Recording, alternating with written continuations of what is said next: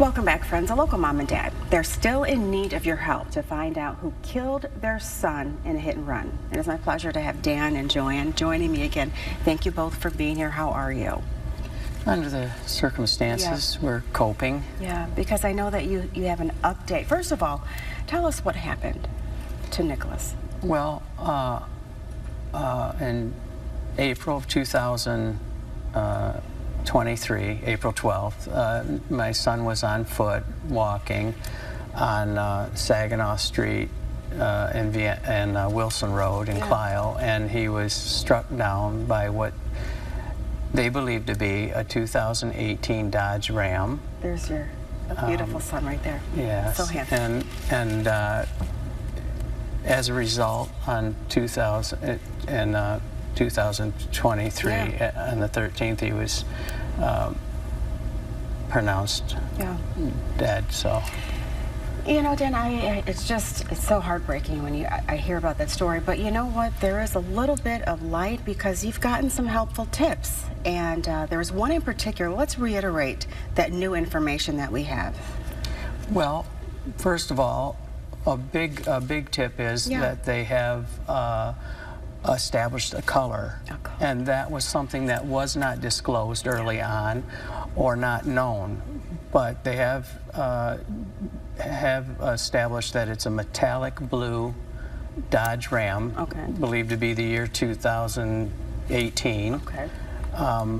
And also, we have increased the reward up to $10,000. Wow. The original amount was up to $2,500, and my wife and I, Joanne, increased that up to $10,000. I love that. And there it is right there on your screen, my friends. Take a good look at that metallic blue 2018 Ram pickup truck, similar to that one on your screen right there.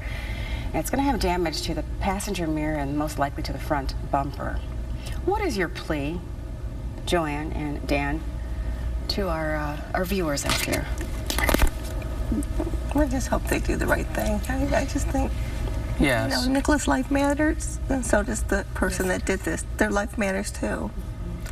We've waited almost 2 years for the individual responsible to come forward, and you know, as a result, we have increased the reward amount because we're hoping that somebody, now that they know the color also, will have an aha moment, or somebody will say, wow, it was a metallic blue. Right, I remember this. I remember that time. I remember something. On North Saginaw, between Wilson and Vienna. Okay.